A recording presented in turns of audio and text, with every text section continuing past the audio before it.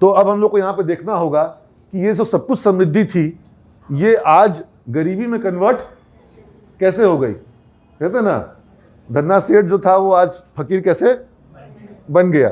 यही बिहार धन्ना सेठ था, यही बिहार गरीब हो गया। तो आखिर क्या हुआ, क्या कारण हुआ? तुम लोग सब समझ सकते हो कारण क्या, काफी कारण तुम जान रहे होगे। एक काम करो, कॉपी पे धड़ाधड़ 10-15 कारण लिख दो, धड़ाधड़ लिखो। मैं 2 मिनट का समय दे रहा हूं। बिहार की प्रॉपर्टी का और बैकवर्डनेस का, पिछड़ने का कारण क्या है? अपने गांव घर में जो कारण देखे वो लिखो। तुमसे मैं तुम्हारे कारण पूछूंगा और मैं जो कारण बताऊंगा अगर उसमें तुम्हारा कारण छूट जाएगा तो तुम लोग हमको बताना। तुम लोगों ने 5 कारण लिखा, मैं तुम लोग को अभी बताऊंगा 20 कारण। कारण इससे ज्यादा होंगे लेकिन हम लोग चलो 20 लेके चलते हैं। और फैक्ट ये है कि तुमको इससे ज्यादा कारण मैं अभी आगे वाले प्रेजेंटेशन में बता दूंगा। अभी इस स्लाइड में, अभी इसमें हम लोग 20 कारण रखेंगे, उसके बाद हम लोग एक ब्रेक लेंगे, ठीक है। पहला कारण, too much dependence on agriculture. आज भारत में ये नीति आयोग, योजना आयोग जो पहले था, नीति आयोग का निर्णय, एक डेटा है कि भारत से 22 करोड़ लोगों को इमीडिएटली एग्रीकल्चर से निकालने की आवश्यकता है। मतलब एग्रीकल्चर में ज्यादा लोग अभी अपने लिए रोजगार खोज रहे हैं, अपने लिए आय का साधन कृषि से खोज रहे हैं। जबकि कृषि में क्या है, जैसे जैसे आबादी बढ़ रही है कृषि भूमि बढ़ रही है क्या? नहीं बढ़ रही है, उल्टा उसमें कुछ मतलब कमी आ रही है ना। क्योंकि शहरीकरण बढ़ रहा है तो कृषि भूमि घट रही है। तो कृषि से अतिरिक्त लोगों को निकालने की आवश्यकता है। ऐसा हो भी रहा है। आज तुम लोग जो किसान परिवार से हो, तुम्हारे फादर नहीं चाहते हैं कि तुम भी खेती करो, वो चाहते हैं कि तुम किसी सॉफ्टवेयर जॉब में चले जाओ, तुम कोई अपना कुछ स्टैब्लिश कर लो, कोई सरकारी जॉब में चले जाओ। वो ये नहीं चाहते हैं कि तुम कृषि के ऊपर में आश्रित रहो। लेकिन उसके बावजूद कृषि पर जो आश्रित आबादी है उसकी जनसंख्या जो है बहुत ज्यादा है। और बिहार के मामले में क्या है, 80%, यानी बिहार की जो 80% आबादी है वो किस पे आश्रित है? एग्रीकल्चर पर।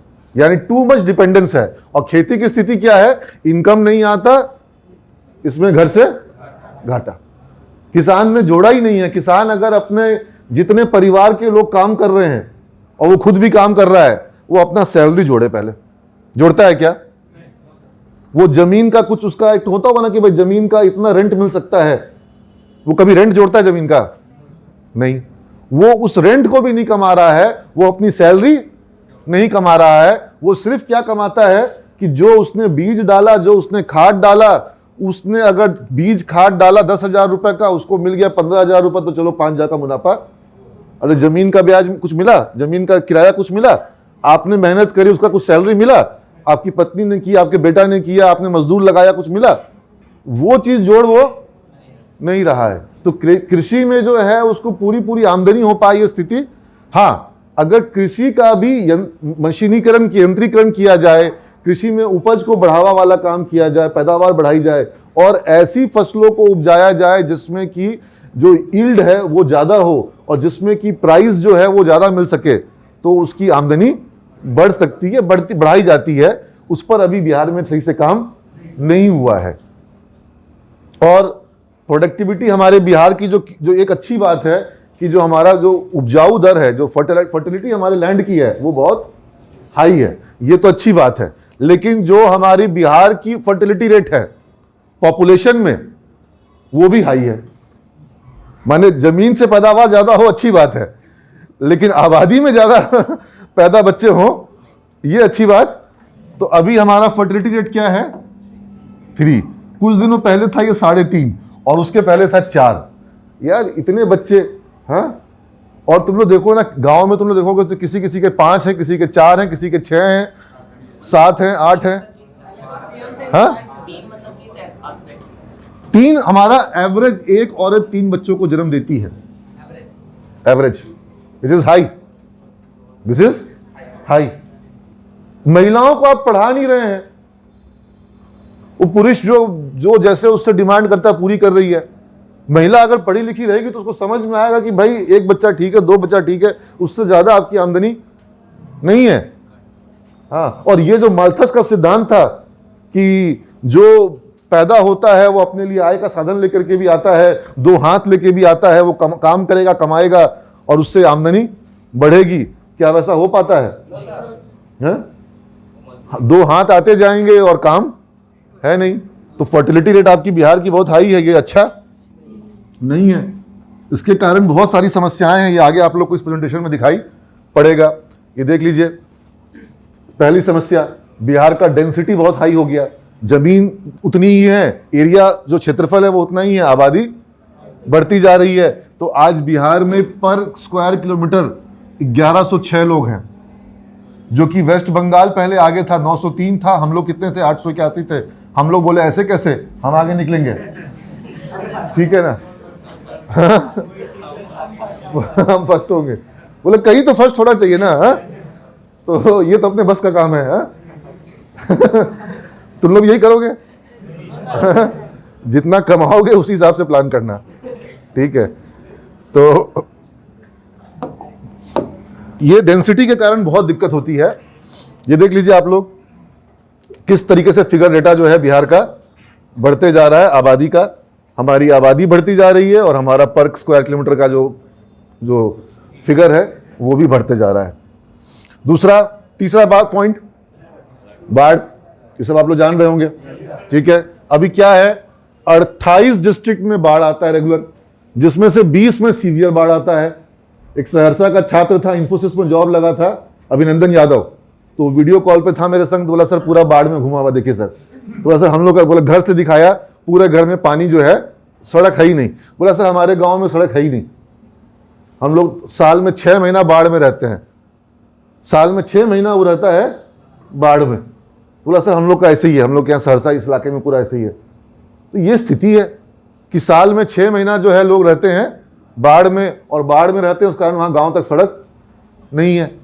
तो और हमारे यहाँ पर फ्लड मैनेजमेंट जो है, ये काम आज तक आज़ादी के बाद से लेकर अब तक सही से ये काम क्या हम नहीं कर सकते हैं बाढ़ का नियंत्रण करने के लिए? वाटर मैनेजमेंट क्या हम ये नहीं कर सकते हैं? और हमको इसकी जरूरत है क्योंकि हमको सूखा भी है। ऐसा नहीं है कि सिर्फ बाढ़ है हमको, मतलब दोनों तरफ से प्रॉब्लम है हमको, इधर से भी उधर से भी, इस गाल पे भी उस गाल पे भी, है ना? एक तरफ से बाढ़ झेल रहे, दूसरी तरफ से सूखा झेल रहे। अरे बाबा, बाढ़ के ही पानी को चैनलाइज करो, वाटर मैनेजमेंट करो। जो रिवर में बाढ़ आ रहा है उसको तुम लोग कुछ ना कुछ चैनलाइज करो, डैम बनाओ, उसको तुम नदियों को जोड़ो, वाटर को चैनलाइज करो, वाटर को दूसरे रिसोर्सेज में ले जाओ, कैनाल्स बनाओ, रिजर्व्स में लेके जाओ। आपको ये वाटर मैनेजमेंट करना होगा ना। आपका एक आधा राज्य जो है वो सूखा में है, 65% भूभाग जो है उसको क्या है, ड्रॉट है, सूखा है। तो ये बड़ा दिक्कत है। तो आप समझ रहे बात को, कैसे यहां पर किसान जो है वो अच्छा करेगा? और क्या किसान के स्तर पर ये सारा काम हो सकता है? मुश्किल है। इरिगेशन, हमारे सिर्फ 50% कृषि योग्य भूमि को एग्रीकल्चर इरिगेशन की सुविधा मौजूद है। बाकी की जो कृषि योग्य भूमि है उसको क्या है, बरसात, बारिश के भरोसे। तो ऐसे भगवान भरोसे रहोगे तो भगवान भी तुमको कभी ना कभी टाटा बाय बाय खत्म कर देगा ना, गया। हमेशा भगवान, वैसे तुम लोग पढ़ाई छोड़ दो, भगवान पास करा देना ना बॉस, होगा। तो तुमको इरिगेशन, आज हमसे खराब स्थिति थी महाराष्ट्र, नदियों का राज्य है क्या? बिहार नदियों का राज्य, ठीक है। और महाराष्ट्र में 90% जो कृषि भूभाग है वहां पर इरिगेशन पहुंच गया। ये जो आप तस्वीर देख रहे हैं ये कहां की है? महाराष्ट्र की। वहां स्प्रिंकलर्स हैं, सब चीजें, सारी व्यवस्था है, बटन ऑन करो, पूरा खेत जो है वो इरिगेशन हो गया। और पूरे जगह क्या है, कैनाल्स, ठीक है। और कैनाल से सब कैनाल्स जुड़े हुए हैं, हर खेत तक पानी पहुंच रहा है डायरेक्टली, हर जगह खेत तक पानी पहुंच रहा है। हमारे यहाँ ये व्यवस्था ठीक से सुचारू रूप से बन ही नहीं पाई। और उसके बाद देख लो, अगर हम हिस्टोरिक रीजन में जाते हैं तो अंग्रेजों की जब शासन था इस देश पर, तो सबसे ज्यादा टैक्स की वसूली अंग्रेज करते थे बिहार से। कारण क्या था कि बिहार फर्टाइल था। सब प्रॉब्लम है, बाढ़ का एक प्लस पॉइंट भी है। जब बाढ़ के पानी आता है और निकलता है तो मिट्टी से मतलब सोना उगलती है, मिट्टी उर्वरा हो जाती है। तो इसलिए किसान जमीन छोड़ने को भी तैयार, क्योंकि बाढ़ है, लेकिन फिर फसल भी अच्छी है, ठीक है। तो बिहार में जो फर्टाइल लैंड है, इतना फर्टाइल लैंड इस देश में हर जगह नहीं है। कभी सुना बिहार का किसान सुसाइड करता हो? महाराष्ट्र का सुने होगे, हाँ, तेलंगाना का सुने होगे, और दूसरे राज्यों में है, लेकिन बिहार में नहीं है, ठीक है। तो उसके कुछ कारण है। कम से कम बिहार के किसान को वो अनाज उपजाता है, और वो अनाज है कि वो खा सकता है, और बहुत ज़्यादा कर्ज में डूबा हुआ नहीं है। जो कि कपास की खेती करने वाले जो किसान हैं, वहाँ पर उनको लागत अधिक होती है, उनका कर्ज हो जाता है, और एक बार भी अगर किसी गड़बड़ा जाती है, फसल गड़बड़ा जाती है, तो उनको दिक्कत हो जाती है। एनीवेज, हम लोग अपने पॉइंट पे आते हैं कि अंग्रेजों को सबसे ज़्यादा टैक्स की वसूली होती थी बिहार से, लेकिन जब कभी बाढ़ आ जाए और सूखा आ जाए तो उनका टैक्स कलेक्शन क्या होता था, और उसको पसंद नहीं था ये बात। टैक्स घटना, लगान घटना नहीं चाहिए। तो अंग्रेजों ने क्या किया, नया सिस्टम निकाला, परमानेंट सेटलमेंट, ठीक है। उन्होंने क्या कर दिया, परमानेंट सेटलमेंट सिस्टम ला दिया कि खेती का बंदोबस्ती कर दिया गया है, और जमींदारी सिस्टम लगा दिया गया कि इतना इतना पैसा आपको परमानेंटली देना ही पड़ेगा। अब किसान जो है, उसको अगर बाढ़ आ जाए, सूखा आ जाए, तो वो फसल में से ना हिस्सा देता था, लेकिन अगर फसल ना हो तो वो लगान कहां से देगा? हर बार तो मैच होगा नहीं, भुवन जिताएगा नहीं। बंदोबस्ती तो बिहार, बंगाल और महाराष्ट्र में भी हुआ था। नहीं, महाराष्ट्र में नहीं हुआ था, बिहार में हुआ था, बंगाल में हुआ था, उत्तर प्रदेश में हुआ था, उड़ीसा में हुआ था, लेकिन महाराष्ट्र में या सदर्न स्टेट्स में बंदोबस्ती नहीं हुआ था। वहां पर जितना आपका उपज होगा उसके हिसाब से आपको लगान देना होगा, उपज के हिसाब से। तो उन राज्यों में ये समस्या उतनी नहीं आई, लेकिन जो बिहार में, बंगाल में, उत्तर प्रदेश में, इन राज्यों में समस्या थी। परमानेंट सेटलमेंट सिस्टम यहाँ आया। इसका नुकसान क्या हुआ कि जब किसान अपना लगान दे नहीं पाता था, तो जमींदार उसकी जमीन को कब्जा कर लेता था, जमीन लिखवा लिया जाता था लगान के बदले में। और इस तरीके से क्या हुआ कि कई सारे जमींदार हाउसेस बिहार में तैयार हुए, जिनके पास बहुत बड़ा भूभाग था, और जो किसान थे वो क्या हो गए, वो भूमिहीन हो गए। ये किसी तरह से भी बिहार के लिए, राज्य के लिए अच्छी बात कि वहां का बड़ा आबादी भूमिहीन हो जाए और कुछ खास लोगों के पास जमीन बहुत ज्यादा हो जाए। तो आपने देखा क्या हुआ, बड़ी संख्या में लोगों के पास भुखमरी आ गई, और दूसरे जगह तरफ में कई सारे लोग थे जो क्या हो गए, जमींदार जो है बहुत, उनके पास जमीन बढ़ गई। अब ये जमींदार जो थे ये खास कम्युनिटी के होते थे, मतलब जो क्या कहते हैं, तुम्हारा जो ओबीसी सेगमेंट है और एससी सेगमेंट है, इससे जमींदार नहीं थे। जमींदार ज्यादातर जो क्या थे, वो थे अपर कास्ट में थे, जो कि अगर मैं खुल करके बोल दूं तो वो राजपूत में थे, भूमियार में थे, जो अपर कास्ट में थे, ब्राह्मण में थे, लेकिन ब्राह्मण में भी कम, भूमियार और राजपूत में ज्यादा, ठीक है। तो एक खास कास्ट के पास जो है थोड़ी समृद्धि ज्यादा आई। ऐसा नहीं कि उस कास्ट के सब लोग समृद्ध हो गए, ऐसा नहीं कि सारे भूमियार अमीर हो गए, सारे राजपूत अमीर हो गए, ऐसा, लेकिन जो जमींदार थे उनके पास संपत्ति ज्यादा हो गई। और एक दूसरा वर्ग जो था, एक शासक वर्ग तैयार हो गया, एक शोषक जो शोषक, जिसका शोषण हो रहा था, वो तैयार हो गया, जिसका शोषण हो रहा था। अब ये देखिए कास्ट का सिस्टम, आधी जो आबादी है बिहार में वो क्या है, पिछड़ा वर्ग की है, जिसको आप बैकवर्ड क्लास कहते हैं, ओबीसी कहते हैं, अदर बैकवर्ड क्लास ईबीसी कहते हैं, एक्सट्रीम बैकवर्ड क्लास, ये लगभग आधी आबादी है। एससी यानी कि जो दलित आबादी है, इनकी स्थिति ये 25% के आसपास है। बाकी में आपके मुस्लिम्स हैं और फॉरवर्ड क्लास, अपर कास्ट है। तो ये स्थिति में जब जमीन इनके पास ज्यादा हो जा रही है और इनके पास हो जा रही है कम, आय इनकी कम, तो आपने एक विसंगति वहां पर पैदा कर दी, एक इनबैलेंस ऑफ इनकम क्रिएट हो गया, imbalance of distribution of resource हो गया, कि किसी के पास ज्यादा रिसोर्स है, किसी के पास रिसोर्स कम है। उसके बाद देखिए, किसी भी राज्य में ग्रोथ के लिए क्या चाहिए, एक स्थिरता चाहिए, पॉलिसी डिसीजंस चाहिए। जिस कोई अगर राज्य का मुखिया ऐसा हो जिसको कि पता नहीं हो कि हम अगले महीना रहेंगे कि नहीं रहेंगे, तो वो 5 साल के लिए और 10 साल के लिए पॉलिसी बनाएगा। अगर आपको ऐसे ऐसे निर्णय लेने हैं जिनका परिणाम अगले 5, 10, 15 सालों में मिलेगा, तो कुछ स्टेबिलिटी चाहिए ना। यहां पर 70 साल में 40 मुख्यमंत्री हो गए, 40 सरकार हो गए, लेकिन फैक्ट ये भी है कि जो 15-20 साल राज कर रहे हैं, उनके शासनकाल में भी बिहार बहुत रोबस्ट ग्रोथ कर गया हो, ऐसी बात नहीं हुई, इनके कारण है। लेकिन फिर भी ये एक वजह है, क्योंकि बिहार को कभी स्टेबल सरकार ढंग से नहीं मिलती थी। बिहार का जो लैंड होल्डिंग साइज है वो क्या है? सीधी सी बात है, वही आबादी की बात आएगी यहां पर। हमने कहा था ना कि आबादी का नुकसान क्या क्या होता है, तो एवरेज लैंड होल्डिंग साइज हो गई छोटी। 83% फार्मर जो है वो क्या है? Marginal farmer. मार्जिनल फार्मर किसको कहते हैं? जिनका जमीन का होल्डिंग 1 हेक्टेयर से भी कम हो। अब जिसकी होल्डिंग 1 हेक्टेयर से भी कम है, 83% लोग वैसे हैं, क्या वो लोग खेती को मॉडर्नाइज करेंगे, मैकेनाइज करेंगे? वो लोग मैकेनाइज नहीं कर सकते हैं। दूसरा, जो बिग चंक ऑफ पॉपुलेशन है वो लैंडलेस लेबरर है, भूमिहीन मजदूर, कि वो खेती तो करते हैं लेकिन उनकी अपनी जमीन नहीं है। 30% फार्मर जो है उनके पास अपनी जमीन नहीं है, खेती पर हैं लेकिन जमीन नहीं है। 15% फार्मर ऐसे हैं जो खेती करते हैं सेल्फ कंजम्पशन के लिए, क्योंकि वो जितना उगाते हैं उतना खुद खा जाते हैं। इनको सब्सिस्टेंस मॉडल कहते हैं, यानी कि अपने ही उगाओ और खाओ। क्या इससे समृद्धि आएगी? नहीं आएगी। प्लस आप देख रहे हैं कि इसके कारण मॉडर्नाइजेशन नहीं होगा, मैकेनाइजेशन नहीं होगा। प्लस जिसकी उपज कम होगी, पैदावार कम होगी, क्या वो ट्रांसपोर्टेशन कॉस्ट बियर करके मंडी तक जाएगा?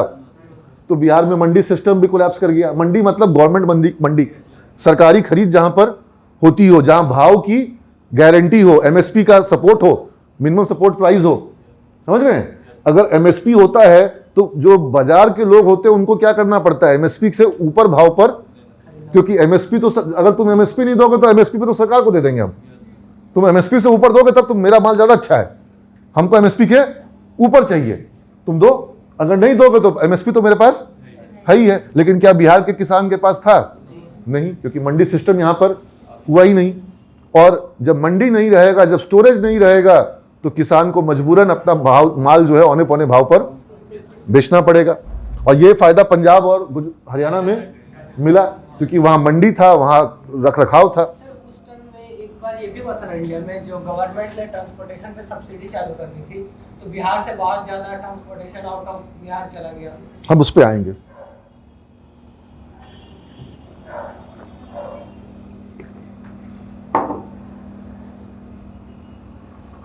लिटरेसी रेट, साक्षरता। किसी भी राज्य को विकसित होना है तो साक्षरता, तो मेरा मानना है साक्षरता से ज्यादा चाहिए। उच्च शिक्षा चाहिए, तकनीकी शिक्षा चाहिए, रोजगारोन्मुखी शिक्षा चाहिए, कौशल वाली शिक्षा चाहिए। आप समझ रहे बात को? सिर्फ साक्षरता से काम नहीं चलेगा। लेकिन सिर्फ साक्षरता की भी बात करते हैं तो बिहार में कितने % साक्षर है? ये अभी का फिगर है, पहले का फिगर 40 में था, फिर 50 पे आया। अब हम लोग, मतलब काम हो रहा है लेकिन अभी भी हम लोग बहुत पीछे हैं। राष्ट्रीय एवरेज से हम लोग बहुत, नेशनल एवरेज से बहुत पीछे हैं। और महिलाओं में साक्षरता दर क्या है? यानी हमारी जो आधी आबादी की जो आधी महिलाएं हैं वो लोग क्या हैं? निरक्षर हैं। उनके लिए काला अक्षर भैंस बराबर। ठीक है। और जो साक्षरता की बात अपनी जगह पर है, जो हमारे स्कूल हैं, आप लोग भी स्कूलों में पढ़े और मैं खुद बोरा वाले स्कूल में पढ़ा हूं, समझ रहे हैं? तो ये क्या होता है व्यवस्था और किस तरह से पढ़ाई। और जब मैं पढ़ा था मेरे मास्टर बहुत अच्छे थे। अब जो शिक्षा मित्र और जो मुखिया द्वारा बहाल टीचर आ गए हैं, हाँ, इन्होंने तो बर्बाद कर दिया है। ठीक है। ये सबसे पहले कर्पूरी फॉर्मूला। कर्पूरी फॉर्मूला क्या था? कर्पूरी बहुत बड़े जननायक हुए और उन्होंने पिछड़ों को, जो दबे कुचले थे, उनको बहुत हिम्मत दी, साहस दिया, उनका बहुत ज्यादा सम्मान। लेकिन उन्होंने कहा, उनका सोच ये था कि भाई अंग्रेजी को हम पे थोपना नहीं चाहिए। लेकिन उन्होंने क्या किया? उन्होंने किया कि अंग्रेजी में एग्जाम अपीयर हो जाओ, पास होने की जरूरत नहीं है। अब तुम लोग को अभी हम बोल दें कि पास होने की जरूरत नहीं है इस पेपर में, उस पर तुम लोग जरा भी ध्यान दोगे? नहीं दोगे। क्या हुआ? ग्लोबल लैंग्वेज जिसमें इंडिया ग्रो कर सकता था, किया जिसमें इंडिया ग्रो। आज अंग्रेजी के बल पे पूरी BPO industry I, call centre आया, आईटी सेक्टर आया। आईटी सेक्टर में, सॉफ्टवेयर डेवलपमेंट में हम चाइना से भी आगे हैं। क्यों? क्योंकि चाइना अंग्रेजी में हमसे पीछे है।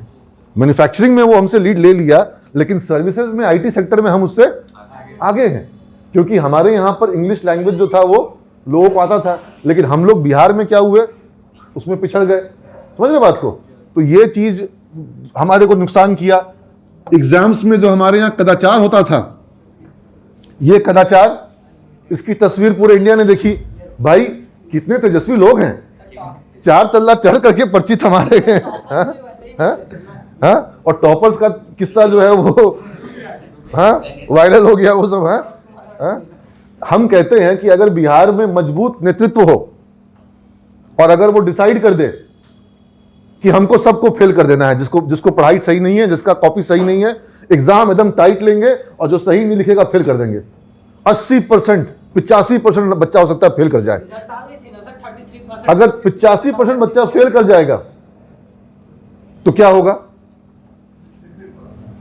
अगर 2 साल ऐसा हो जाए क्या होगा?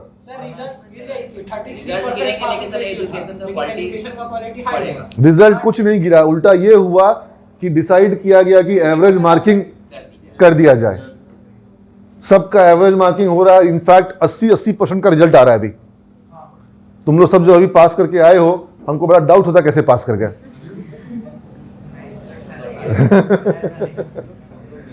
जिसकी पढ़ाई कमजोर है उसको आपको रोकना होगा, और जब आप रोकना शुरू करिएगा पढ़ाई, जैसे अगर आज तुम लोग का एग्जाम होता है, अगर एग्जाम में चोरी हो जाए उसके बाद बच्चा पढ़ाई में ध्यान देता है? नहीं ध्यान देता है। तो मैं ये कोशिश करता हूं कि एग्जाम बहुत टाइट हो, लेकिन पीछे मुझे खबर मिली कि विश्वविद्यालय परीक्षा में कहीं थोड़ी चूक हुई है, लेकिन वो गलत हुआ। और तुम लोग ये जान लो, अगर तुम उसका सहारा लोगे, बैसाखी का सहारा अगर तुम लोगे तो तुम्हारा नंबर कट जाएगा। अगर कहीं चोरी हो रहा है और वहां पर भी तुम अपने आंसर जो है अपने शब्दों में लिखोगे, अपने लैंग्वेज में लिखोगे, किताब की चोरी की भाषा में नहीं लिखोगे, तुमको नंबर ज्यादा मिलेगा। हमारा स्टूडेंट्स टॉप किया है, और वैसे में टॉप किया है जहां सेंटर पे चोरी हो रही थी, लेकिन उस बच्चे ने चोरी नहीं करी। जब आप अपने शब्दों में उत्तर देते हैं आपको मैक्सिमम अंक मिलता है। आप लोग कॉपी पे देखते हैं ना, क्वेश्चन पेपर लिखा रहता है, परीक्षार्थी अपने शब्दों में उत्तर दे। अपने शब्दों में उत्तर देने का मतलब है किताबी भाषा रट करके उसी को लिखने की जरूरत नहीं है। जो समझ रहे हो वो लिखो, जो समझ रहे हो लिखो, वो तुम्हारा ज्ञान है। जो किताब से रट के आया वो किताब का ज्ञान है, और किताब से रट के लिख दिए और किताब से कोई उतार के लिख दिया, दोनों में क्या अंतर है? कोई अंतर नहीं है। तो उस पर नंबर पड़ता है कम, और जहां देखते हैं तो कंसेप्चुअल लिखा है, इसको कंसेप्ट है, उसको नंबर मिलता है ज्यादा। ठीक है, तो ये सब चीजें हुई। शिक्षा में निवेश नहीं हुआ, और हमारे मुखिया द्वारा इसकी पतहू को उसकी पतहू को बना दिया गया टीचर। हाँ, अच्छा 15,000 में बना दे बोला। हाँ हाँ, ये सब तो क्या किया? इसने शिक्षा को बर्बाद कर दिया। जिस बिहार की मेधा पे भारत को नाज था, आज उस मेधा को बिहार में पुष्पित पल्वित होने का अवसर नहीं मिल रहा है। अच्छी शिक्षा के लिए बिहार के जो नौजवान हैं वो कहाँ जा रहे हैं? बाहर जा रहे हैं। ठीक है, हायर एजुकेशन जो है, उच्च शिक्षा, वो राजनीति और भ्रष्टाचार की भेंट चढ़ गया है। वीसीस का जो अपॉइंटमेंट हो रहा है उसके बारे में कुछ ना कहा जाए तो ज़्यादा अच्छा है, सब लोग जान रहे हैं। तो ये खराब, जब शिक्षा व्यवस्था खराब होगी तो आपको वो एंटरप्रेन्योर्स और स्टार्टअप्स के फाउंडर नहीं मिलेंगे जो राज्य का विकास करेंगे। क्या ऐसा हो सकता है कि खराब शिक्षा व्यवस्था से अच्छे स्टार्टअप फाउंडर्स निकलेंगे? हाँ, नॉट पॉसिबल।